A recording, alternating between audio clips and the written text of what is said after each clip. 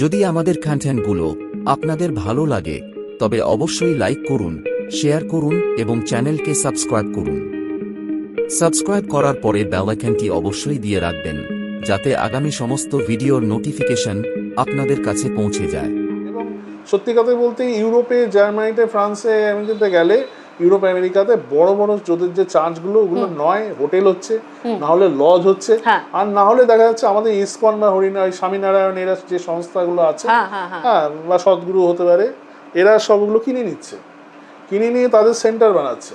Germany সদ্গুরুর উপর রাগের কিন্তু এটা একটা বড় কারণ। হ্যাঁ, ওগুলো করছে, সদ্গুরু হচ্ছে এবং আমাদের ইসকনও করেছে, স্বামীনারায়ণ বলে যে সংস্থা, অনেকে, আমি শুধু এই তিনটে নাম বলছি, এরকম প্রচুর সংস্থা, হ্যাঁ, হয়তো রামকৃষ্ণ মিশন, ভারত সেবাশ্রম করছে হয়তো, এবং তাদের এগুলো দখল করে নিচ্ছে। এবং দেখা যাচ্ছে ইউরোপ আমেরিকা ফার্স্ট ওয়ার্ল্ড, মানে ইউরোপ আমেরিকা মিনস হচ্ছে ফার্স্ট ওয়ার্ল্ডে, মানে আমেরিকা, ফ্রান্স, ব্রিটেন, এই দেশগুলো, জার্মান, এই দেশগুলো, যে ইয়াং জেনারেশন, তারা খ্রিস্টানিটি বোঝে না, তারা চার্চে যায়, তারা শুধু ক্রিসমাস পালন করে, ওটা তাদের কাছে একটা এন্টারটেনমেন্ট। একদম। আমি হ্যাঁ, ফেসবুকে ওই অনেক আমার ইউরোপিয়ান বন্ধু, তাদের সঙ্গে আমি ব্যক্তিগত তারা বলে না, এটা আমরা একটা এনজয় করি, বছরে একটা আনন্দ, ওই অবধি, ওদের ভিতর তা নিয়ে কোনো ফিলিংস নেই। হ্যাঁ, এখন সে খুব কম, হয়তো 0.1% থাকতে পারে যারা ওই যে কি অ্যাভেঞ্জেলিকাল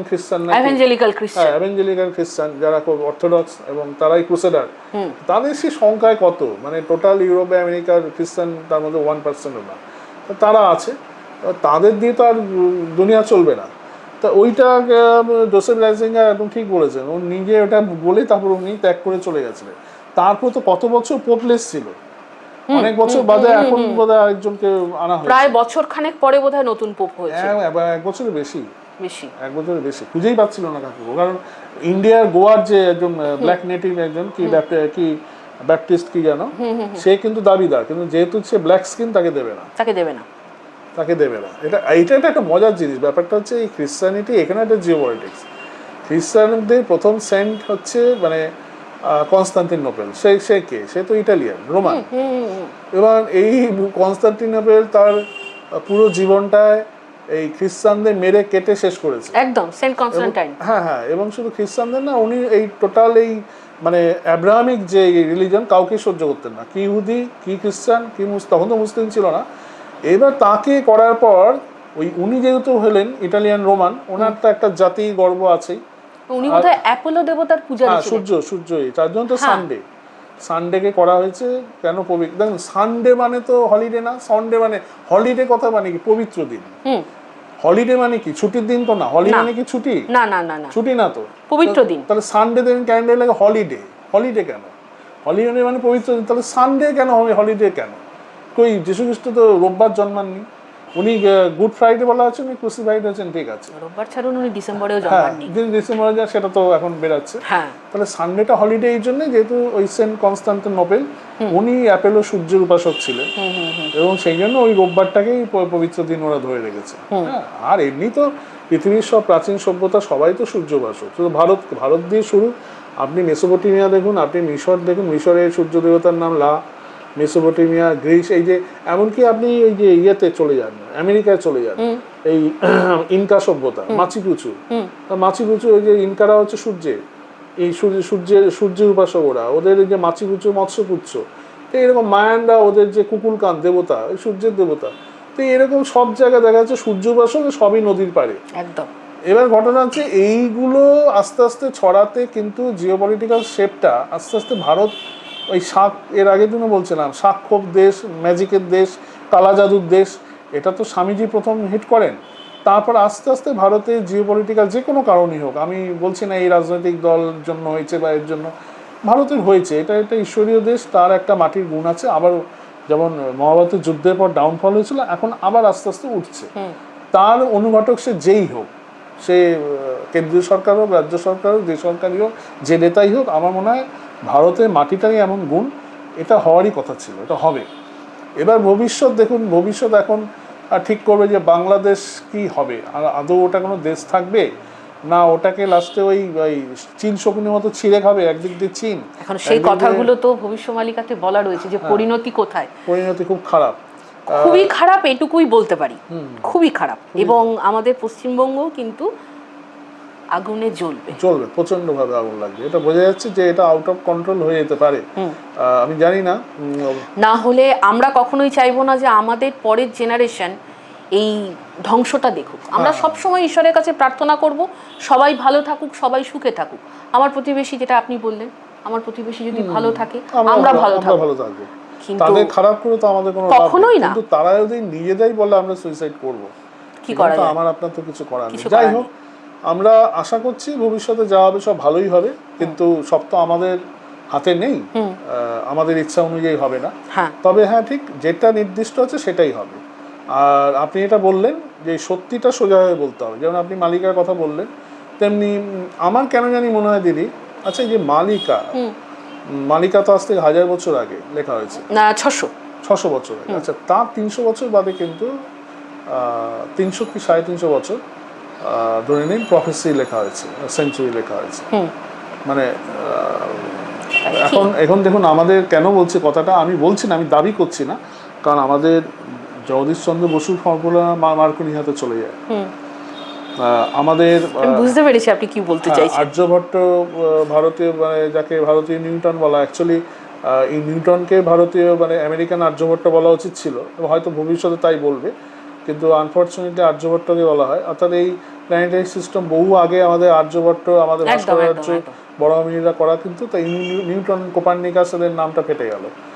বীজগণিতম, গণিত আমরা করা পড়তেও ওইখানে দেখুন বিদেশের লোকদের নাম ইয়ে হয়ে গেল। আচ্ছা, সবচেয়ে বড় কথা হচ্ছে যেখানে পুরো ইউরোপ এই বেশি না, এই 17th সেঞ্চুরি অবধি তারা ঠিকঠাক চিকিৎসা শাস্ত্রই ঠিকঠাক জানতো না। তাদের ট্রিটমেন্ট ছিল হচ্ছে জ্বর হলে তারা এই শিরা কেটে যেত, রক্ত বেরিয়ে যেত, এই করতে গিয়ে জর্জ ওয়াশিংটন, আমেরিকার প্রথম প্রেসিডেন্ট, মারা যায়। তো ওরা প্রথম এই ভারতে এসে এটা শেখায় বেলগাঁওতে, সেই হিস্ট্রি আছে, সেটা পরে একদিন বলবো। তো সেই জায়গাটা আস্তে আস্তে দেখা যাচ্ছে যে ভারত কিন্তু তার সমন্বয়ে আস্তে আস্তে ঘুরে দাঁড়াচ্ছে। এইবার ভবিষ্যমালিকা যেগুলো বলেছে, আমার কেন জানি মনে হয় এটা আবার কোনোভাবে পাস আউট হয়ে গেছে কিনা, হয়ে গিয়ে সেটা আবার। দাদা, এটাও বড্ড বিতর্কিত। হ্যাঁ, হয়েছে। বহু দেশের লোক এসেছে এবং যারা প্রকৃত মালিকা রিসার্চার, হ্যাঁ, তাদের সাথে কথা বলেছে, তাদেরকে থ্রেট দিয়েছে, ইভেন তাদের কাছ থেকে নথিপত্র চুরি করার চেষ্টা কিন্তু করেছে। তার মধ্যে যে কটা দেশের নাম আমি এখন এখানে সোশ্যাল মিডিয়াতে বলতে পারি, শুনলে অবাক হয়ে যাবেন। সবচেয়ে বেশি চেষ্টা কিন্তু করেছে দুটো দেশ, তার মধ্যে অনেকে ভাববে আমেরিকা না, জার্মানি এবং রাশিয়া, এই দুটো দেশ। এবং অদ্ভুতভাবে জাপান আর ইসরায়েলও তার মধ্যে রয়েছে। এবার এদের মোটিভটা বোঝাটা খুবই, ভারতীয় সংস্কৃতির সঙ্গে যারা বেশি কানেক্টেড তারা তো জানে, ভারতের রুটগুলো জানে, ভারতের কোথায় কি রত্ন আছে তারা জানে, এবং তারাই করবে কাজটা, এটাই স্বাভাবিক। আপনি জানেন ভারতীয়রা কিন্তু বেসিক সরল জাতি। হ্যাঁ, সরল তো, খুবই সহজ সরল জাতি। এবং এদের কাছে যে আমি বিদেশি হয়ে মন্দিরে গিয়ে শিব পুজো করলাম, একটুকুনি সবার সাথে বসে ভান্ডারা খেলাম, সাথে সাথে তারা আমাকে ঘরের লোক করে নিল, এবং এই স্বভাবটাই কিন্তু বারবার করে ঠকার কিন্তু একটা বিরাট বড় রিজন। শুধু দেখুন না, এই হর্ষবর্ধন, আমি এই পিরিয়ডটা বলছি, হর্ষবর্ধন রাজা কম ছিলেন, সায়েন্টিস্ট বেশি ছিলেন। হ্যাঁ, মানে এটার ওনার কথা জানেই না যে উনি হচ্ছেন এই মানে মেডিভেল এজে হচ্ছে প্রথম লোক যিনি তাপ এবং চাপ এইসব বারুদের ব্যবহার, না বারুদের ব্যবহার ছাড়া উনি কৃত্রিম বরফ তৈরি করেন, এবং ওনার থেকে হিউয়েনসাং দেখে শেখে। এবং উনি তখন বারুদ শুধু তৈরি করেননি, তার অ্যাপ্লিকেশন দেখান। উনি ফায়ারওয়ার্কসও দেখান এবং উনি তার সঙ্গে ধূপকাঠিও দেখান। তো উনি বলেছিলেন যে এই বারুদ কিন্তু খারাপ কাজে ব্যবহার করা যায়, সেটা না করে আমরা যেটা ভালো হবে সেটা ইউজ করবো। তো হিউয়েনসাং কিন্তু দুটোই নোট করে গেছিলেন। এখন চীন পরে এখান থেকে ফর্মুলা নিয়েছে কিনা সেটা তো আর এইভাবে ডকুমেন্টেড করা যায় না, কিন্তু এটা ঠিক যে হিউয়েনসাং আসার আগে কিন্তু চীন বারুদের ব্যবহার জানতো না, এটা একদম মানে ডকুমেন্টেড আছে। তারপরে চীন বারুদের ব্যবহার শুরু করলো, মানে কোনো একটা ম্যাজিকে আর কি জেনে গেল। হ্যাঁ, হিউয়েনসাং তো হর্ষবর্ধনের খুব ক্লোজ ছিলেন, হর্ষবর্ধনের কাছে এসে থেকেও ছিলেন, উনি সব দেখেছেন হর্ষবর্ধন কি করছেন। তা আমি এই জন্য আমি বারবার কথাটা কেন টানছি যে ভারতীয় এইসব জিনিসপত্র বহুবার ভারতের বাইরে এইসব পাচার হয়ে গেছে, বহুবার। ইভেন ভবিষ্য মালিকার একটা মানে বিরাট বড় একটা মালিকার একটা গ্রন্থ সেটা কিন্তু জার্মানি মিউজিয়ামে সংরক্ষিত। সে তো জার্মানিতে এমনি তো বিদেশ থেকে যখন এসেছিল 40,000 যে পুস্তক, তার তো অধিকাংশটাই জার্মানিতে। আর কিছু হয়তো ব্রিটিশে আছে, কিছু ইটালি আছে, কিছু ফ্রান্স, কিন্তু ম্যাক্সিমাম মানে মোর দ্যান 80% জার্মানিতে। একদম। এবার মুশকিলটা হচ্ছে ওরা সবটা হজম করতে পারছে না। কেন পারছে না? ওই যে বললাম, আমি এর আগের দিন বলেছিলাম যে আমরা সংস্কৃত ভাষা, ব্যাপারটা তো সংস্কৃত ভাষা না, ওটা দেবনাগরী বা ওটাই প্রাকৃত ভাষা। ঠিক আছে, সংস্কৃত ওটা সংস্কার করা হয়েছিল, তাই সংস্কৃত ভাষাটার নাম সংস্কৃত না। এবার তার অনেকগুলো ভাষ্য আছে, ভাষ্য বা ভাষান, যেমন আমরা পাণিনি ভাষ্য বলি। এবার ওরা কোন রকম পাণিনি ভাষ্যটা উদ্ধার করতে পেরেছে, কিন্তু মহাভারত তো পাণিনি ভাষ্যতে লেখা নেই না, বা বৈমানিক শাস্ত্র পাণিনি ভাষ্য লেখা আছে ব্যাস ভাষ্যতে, মানে যিনি বেদকে বিন্যাস করেছিলেন তা সেই সংস্কৃত, আমি যদি সংস্কৃত ভাষায় বলি, সেটা কিন্তু একদম টোটালি ডিফারেন্ট পাণিনির থেকে। তারও আগে গড় ভাষ্য আছে, তারও আগে আরো জৈমিনী অন্যান্য ঋষিদের ভাষ্য আছে, এরকম হচ্ছে 6-7খানা ভার্সন আছে। বলছে যে বেদ যখন লেখা, মানে এখন পর্যন্ত বোধহয় প্রমাণ হয়েছে যে বেদ কমসে কম 2 কোটি বছর আগে লেখা হয়েছে, অন্তত 2 কোটি, এবং প্রামাণ্য বোধহয় 20 লক্ষ এরকম একটা পাওয়া গেছে সময়, 20 লক্ষ বছর। আমরা 2 কোটিটাকে ছেড়ে দিলাম, আমরা 2 লক্ষটাকেই ধরলাম, সেটাই তো মানুষের মন ঘুরিয়ে দেওয়ার জন্য যথেষ্ট। এবার ধরো ওই তখন কি ভাষায়, তখন যে মানে এটা স্বাভাবিক, যেমন আমরা আজকে যে বাংলা যে ভাষার কথা বলছি, আপনি বঙ্কিমচন্দ্রের সময়টা ভাবুন না, বা আপনি তার একটু আগে যান চর্যাপদের সময়টা চলে যান, একদম, হ্যাঁ, মানে বড়ু চণ্ডীদাস, লুইকাত, কান্নপাত, বসুরিপাত, এরা সেটা কি একই ভাষায় বাংলা? তারাও তো বাঙালি, একদম, তারাও যে বাংলা বলতো আমাদের ভাষায় বলতো না তো। তো এটা তো মাত্র 100, 150, 200 কি বড় যে 500, আর সেখানে হাজার হাজার বছর আগের কথা। মহাভারত আসতে কমসে কম 5000, তাহলে 5000 বছর আগে যে সংস্কৃত কিভাবে বলা হতো, এটা এখন সেটা ভাবা অসম্ভব। আর সেখানে বলছে ব্যাস ভাষ্য, অতন যেই ভাষ্য এখনো ভারতবর্ষের টোলে পণ্ডিতরা সব জানে না, বা গুরুর আখাড়া হয়তো 2-4 জন জানে, হ্যাঁ, ওই আখাড়া পরিষদে তারা কিছু জানে, আর দক্ষিণে কিছু মন্দির মঠ জানে, আর ম্যাক্সিমাম জানি না ব্যাস ভাষ্য কি। এবার ওগুলো তো লেখা আছে তাতে, এবার জার্মান পাচ্ছে না হজম করতে, যার জন্য আপনি জানেন ঘটনাটা ঘটেছিল 90s যখন নিওনাৎসি মুভমেন্ট হয় জার্মানি এবং ইউরোপে। ওরা নাকি ইন্ডিয়ানদের দেখলেই বলতো আর ইউ ব্রাহ্মণ। ব্রাহ্মণ মানে হচ্ছে ওরা ভাবে স্কলার, ব্রাহ্মণ মানে জাতিগত না। পইতে দেখলো মানে তাদের নাকি কিডন্যাপ করে তুলে নিয়ে যাচ্ছিল, নিয়ে গিয়ে তাদের সামনে কিছু প্রাচীন পুঁথি রাখছিল, বলছে এটা পড়ো, না পড়তে হলে আবার চাপকিয়ে নাকি গাড়ি করে দিয়ে যাচ্ছিল। এই ঘটনাগুলো আমরা শুনেছি, এগুলো হয়েছে, আমার বেশ কিছু ইউরোপিয়ান বন্ধু তারা বলে এগুলো, কিন্তু ওরা এখনো ভাবে যে ভারতীয়দের মধ্যে যারা পণ্ডিত, ওরা ব্রাহ্মণ বলতে পণ্ডিত বোঝে, যারা পণ্ডিত তারা অনেক কিছু জানে, তারা বোধহয় এগুলো পাঠোদ্ধার করতে পারবে। হিটলারও নাকি অনেক চেষ্টা করেছিল, ব্যাস ভাষ্য কাছাকাছি যেতে পারেনি। ওই পাণিনি ভাষ্য থেকে যা করেছে তাতে স্টিল বিমান থেকে শুরু করে সুপার সোলজার ওসব প্রায় করে ফেলেছিল। মানে বলছিল হিটলার যদি আর 2-3 বছর সময় পেত তাহলে অবস্থা খারাপ, পৃথিবীকে হারাতে পারতো না, তা সেটা পারিনি। আর পাণিনি তারপরে ব্যাস ভাষ্য তো আরও সাংঘাতিক জিনিস, এরকম আরও 3-4টে ভাষ্য আছে। এই জন্য করছে কি, ওরা যে এই যে 40,000 বই নিয়ে গেছে ঠিকই, 400টাও ওরা এখনো হজম করতে পারেনি। যদি করতো তাহলে পৃথিবীতে ওরা ছাড়া কেউ থাকতো না, কারণ ওরা তো বেসিক্যালি তো দৈত্য, ওরা তো অ্যাকচুয়ালি অসুর, ওরা পৃথিবীতে মারবে কাটবে, আমরাই শুধু থাকবো, আমরাই খাবো, এই হচ্ছে ওদের দর্শন। হ্যাঁ, ওরা তো আমাদের মতো না যে আমরাও বাঁচবো সবাই বাঁচবো, এইসব কথা ওরা কোনোদিন বলেনি। আমরা যে বলি সর্বেত্র সুখিনে সন্তু সর্বে, কোনো ইউরোপিয়ান, ইংল্যান্ড, ফ্রান্স, জাপান কেউ বলেছে কোনোদিন? কেউ বলেনি, আমরাই বলেছি। কারণ কি, আমরাই পৃথিবীর সবচেয়ে সুসভ্য সুশিক্ষিত দেশ, সুশিক্ষিত জাতি আমরা, এই সনাতন হিন্দুরা। সেই জন্য আমাদের থেকে মন্ত্রগুলো বেরিয়েছে। এটা জার্মান থেকে বেরোয়নি, এটা আফ্রিকা থেকে বেরোয়নি, এটা আমেরিকা থেকে বেরোয়নি, চীন থেকে বেরোয়নি, আমাদের থেকে বেরিয়েছে। এই জন্য মানে এই জন্যে আপনাকে বলা যে সেই ক্ষেত্রে ভবিষ্যমালিকা এরকম একটা গুরুত্বপূর্ণ জিনিস, যে আমাদের দেশকে ভবিষ্যতে রিপ্রেজেন্ট করবে, আমাদের দেশে একটা গাইডলাইন তৈরি করবে।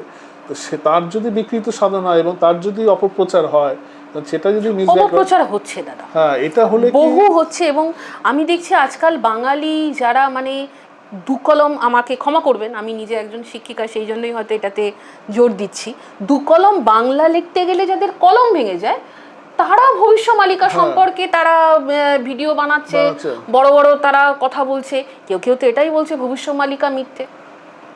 ঠিক আছে, বরং যারা মিথ্যে বলছে তারা তো বিকৃত করছে না, হ্যাঁ, সেটা ভালো। যারা রাম বলে কেউ নেই, হিন্দু ধর্ম কিছু, তাও বেটার।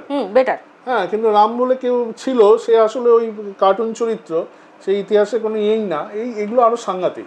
হ্যাঁ, তো যাই হোক, তা আজকে আমাদের মূল প্রতিপাদ্য এটাই হলো যে জিওপলিটিক্যাল সেটআপ বলছে যে যুদ্ধ যে কোনো মুহূর্তে হতে পারে, তার মানে আপনার কথা তাই নয়, এদিকে এবং ভবিষ্যমালিকা অনুযায়ী আমরা অলরেডি যুদ্ধের মধ্যে রয়েছি।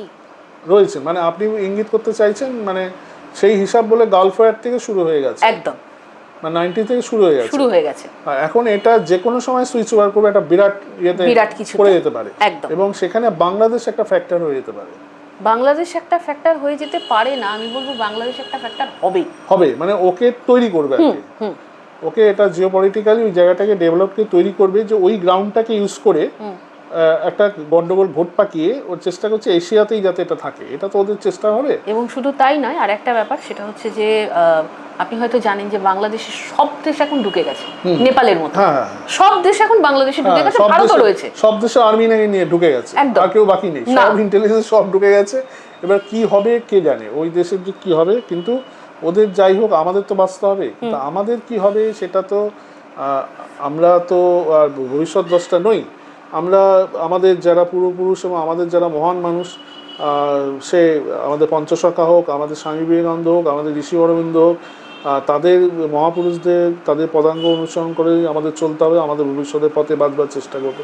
এছাড়া তো আমাদের এখন রাস্তা নেই, এবং আমাদের সেরকম বিশ্বাস রাখতে হবে এবং নিজের জাতি সংস্কৃতির ওপর ভরসা রাখতে হবে যে আমরা এত বছর যখন এত অত্যাচারের উপর টিকে আছি, তাহলে শেষ অবধি জয়ের হাসি আমরাই হাসবো।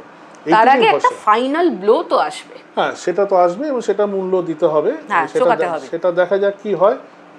আজকে তাহলে এটা দীর্ঘায়িত করছি না, আজকে আমরা এখানে রাখছি এবং আশা করছি যে আপনাদের যদি কারো এই নিয়ে মতামত থাকে আপনারা কমেন্ট বক্সে কমেন্ট করবেন এবং বেশি করে এটা শেয়ার করুন, আরও ছড়িয়ে দিন, কারণ এই যে আমাদের এটা শুধু কিন্তু একটা ইউটিউব চ্যানেল না, এটা একটা প্ল্যাটফর্ম।